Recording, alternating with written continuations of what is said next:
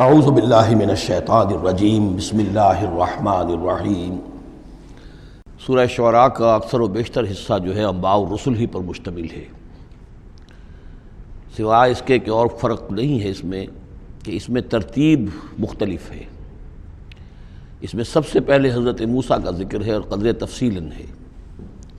اور دوسری بات جو اس میں ممیز کرتی ہے اسے سورہ اعراف سے اور سورہ ہود سے، وہ یہ ہے کہ اس میں حضرت ابراہیم کا تذکرہ بھی موجود ہے اور خاصی تفصیل سے ہے، لیکن اس کے بعد پھر ترتیب کے ساتھ حضرت نوح علیہ السلام اور پھر ہود اور صالح اور لوط اور شعیب، ان کا تذکرہ جو ہے پھر اسی ترتیب کے ساتھ ہوگا۔ آخر میں ایک بڑا طویل رکوع ہے سورہ مبارکہ کا، جس میں خطاب حضور سے ہے اور گویا کہ حضور کی وساطت سے جو بھی اس وقت مسلمان آپ کے ساتھ تھے۔ وَإِذْ نَادَىٰ رَبُّكَ مُوسَىٰ، اور یاد کرو جب کہ پکارا تھا آپ کے رب نے موسیٰ کو ان ائت القوم الظالمین، کہ جاؤ ظالم قوم کے پاس، قوم فرعون یعنی قوم فرعون کے پاس، الا یتقون، کیا وہ ڈرتے نہیں ہیں، کیا وہ تقوی کی روش اختیار نہیں کرتے؟ قال رب انی اخاف ان یکذبون، انہوں نے کہا، حضرت موسیٰ نے عرض کیا، پروردگار مجھے اندیشہ ہے وہ مجھے جھٹلا دیں گے،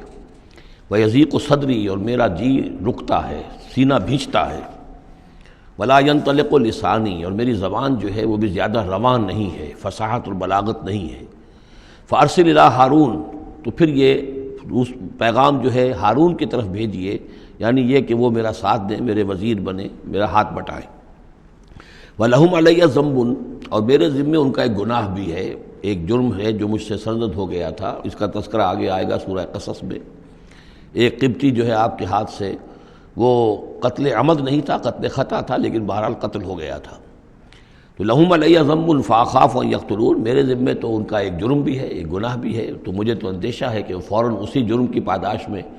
مجھ پر مقدمہ قائم کر کے اور مجھے قتل کر دیں گے۔ قال کلا، اللہ نے فرمایا نہیں، ہرگز نہیں، فاذهبا بآیاتنا انا معکم مستمعون، جاؤ تم دونوں ہماری نشانیاں لے کر، ہم تم دونوں کے ساتھ، ہم ساتھ ہیں تمہارے اور سن رہے ہیں سب کچھ۔ فاتیا فرعون، تو دونوں پہنچو فرعون کے پاس، فقولا، اور کہو دونوں، انا رسولا رب العالمین، ہم دونوں رسول ہیں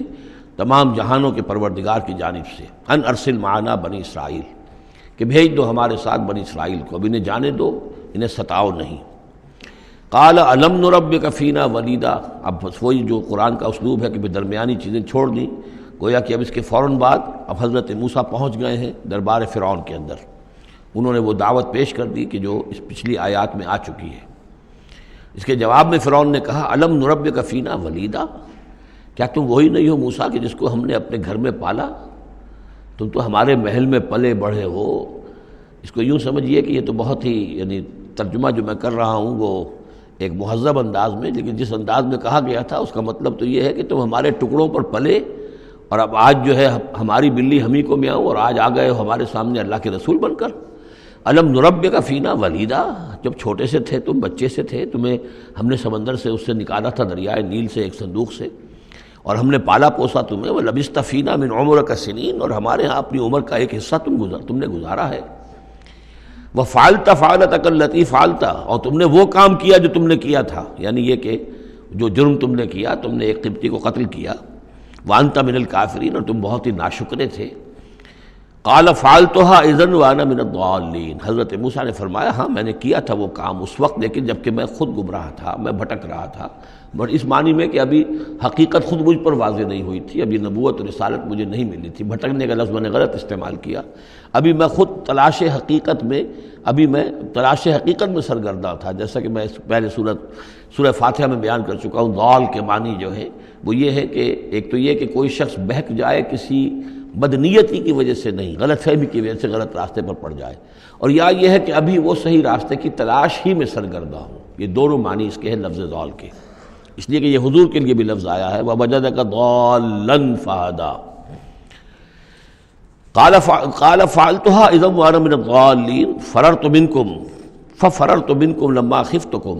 پھر میں تم سے ڈر کر بھاگ گیا، جب میں تم سے ڈرتا تھا اس وقت کی کیفیت یہ بھی تھی میری کہ مجھے خوف ہو گیا، اور تمہارے خوف کی وجہ سے فررتو، میں بھاگ گیا یہاں سے، میں نے فرار اختیار کیا۔ وَهَبَ لِي رَبِّي، اب میرے رب نے مجھے حکم دیا ہے، میرے رب نے مجھے حکمت عطا کی ہے، نبوت عطا کی ہے، رسالت مجھ پر سرفراز فرمایا ہے، فوہب لی ربی حکما وجعلنی من المرسلین، اور مجھے رسولوں میں سے بنا دیا ہے۔ وَتِلْكَ اب جواب دے رہے ہیں ترکی بترکی جواب جس کو کہنا چاہیے، وَتِلْكَ نعمۃ تمنھا علی ان عبدت بنی اسرائیل، اور اے فرعون تو یہ نعمت اپنی جو ہے مجھ پر جتلا رہا ہے، بڑا احسان کیا، ایک اسرائیلی کو اپنے محل کے اندر پال لیا، لیکن پوری اسرائیلی قوم کو تو نے اپنا غلام بنا رکھا ہے، وہ تمہیں نظر نہیں آ رہا۔ ان عبدت، یہ لفظ نوٹ کر لیجئے، یہ تعبید جو ہے کسی کو غلام بنا لینا، کسی کو اپنا مطیع بنا لینا، جیسے انہوں نے کہا تھا کہ وہ قومہما لنا عابدون، ان کی قوم تو ہماری جو ہے وہ غلام قوم ہے، تو یہاں پہ حضرت موسیٰ نے وہی لفظ استعمال کیا ہے کہ تم میرے اوپر احسان جتا رہے ہو کہ مجھے اپنے محل میں رکھا تھا اور پالا پوسا تھا، اور تم نے میری پوری قوم کو جو غلام بنا رکھا ہے اور اس کو جکڑا ہوا ہے زنجیروں کے اندر، اس کا کوئی تذکرہ نہیں۔ قال فرعون وما رب العالمین، اب فرعون نے کہا کہ یہ رب العالمین کون ہے جنہوں نے کہ تمہیں بھیجا ہے، جو تم کہہ رہے ہو کہ میں ان کا بھیجا ہوا ہوں۔ قال رب السماوات والارض وما بینہما، کہا کہ آسمانوں اور زمین کا آقا، رب اور مالک، اور جو کچھ ان دونوں کے مابین ہے، ان کنتم موقنین، اگر تم یقین کرنے والے ہو۔ قال لمن حولہ، اب اس کو آپ چشم تصور سے دیکھیے، دربار ہے، درباری بیٹھے ہوئے ہیں، اب یہ جو گفتگو ہو رہی ہے فرعون کی براہ راست ہو رہی ہے حضرت موسیٰ کے ساتھ، اس مکالمے کو سننے والے سارے درباری بھی ہیں، وہ بھی سن رہے ہیں کہ کیا گفتگو ہو رہی ہے۔ قال لمن حولہ الا تستمعون، اب وہ کھسیانہ سا ہو کر اپنے وہ درباریوں سے کہتا ہے جو ارد گرد بیٹھے ہوئے تھے، سن رہے ہیں آپ یہ کیا فرما رہے ہیں حضرت موسیٰ، یہ کیا کہہ رہے ہیں، سنا آپ نے؟ قال ربکم ورب آبائکم الاولین، حضرت موسیٰ اس کا کوئی احساس کیے بغیر اور اس سے کوئی اثر لیے بغیر اپنی گفتگو جاری رکھتے ہیں، وہ تمہارا بھی رب ہے اور تمہارے جو پہلے آباء و اجداد گزر چکے ان کا بھی رب ہے۔ قال ان رسولکم الذی ارسل الیکم لمجنون، اب وہ خطاب حضرت موسیٰ سے نہیں کر رہا، آنکھوں میں آنکھیں نہیں ڈال سکتا، آنکھیں چار نہیں کر پا رہا، اب وہ خود خطاب کر رہا ہے اپنے ان سرداروں سے اور وہ درباریوں سے۔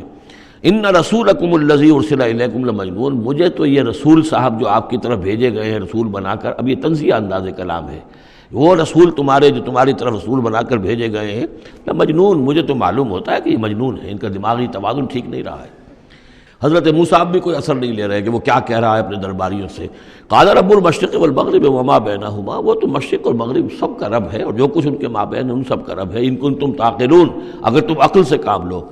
قال لئن اتخذت الہا غیری لاجعلنک من المسجونین، تو اب ہاں اس کا جو غصہ اور جلال ہے، اس نے اس انداز میں کہا کہ دیکھو موسیٰ، اگر تم نے میرے سوا کسی اور کو الہ مانا تو میں تمہیں جیل میں ڈال دوں گا۔ اس لیے کہ قتل کی بات نہیں کہی، اس لیے کہ جیسا کہ میں عرض کر چکا ہوں ذاتی طور پر محبت کرتا تھا حضرت موسیٰ علیہ السلام سے، چھوٹے بھائی کی حیثیت رکھتا تھا، ساتھ ہی پلے بڑھے تھے محل کے اندر، لہذا وہ ذاتی محبت تھی، تو کہا مسجونین، میں تمہیں جیل میں ڈال دوں گا۔ قال اولو جئتک بشیء مبین، حضرت موسیٰ نے فرمایا خواہ میں تمہارے پاس کوئی کھلی نشانی لے کر آیا ہوں۔ قال فات بہ ان کنت من الصادقین، کہا کہ اچھا اگر ہے تم سچے ہو، کوئی خاص نشانی لے کر آئے ہو تو لاؤ پیش کرو۔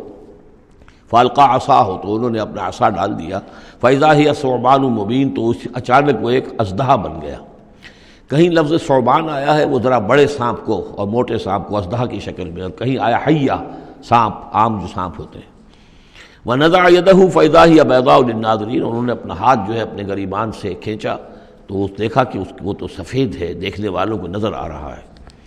قال للملأ حوله، اب پھر اس نے کہا اپنے انہیں سرداروں سے، درباریوں سے جو اس کے ارد گرد تھے، ان ھذا لساحر علیم، یہ تو واقعتاً یہ تو جادو وادو تو خوب سیکھ کر آئے ہیں یہ موسیٰ کا، جہاں سے بھی آئے ہیں، جہاں رہے ہیں اتنے عرصے،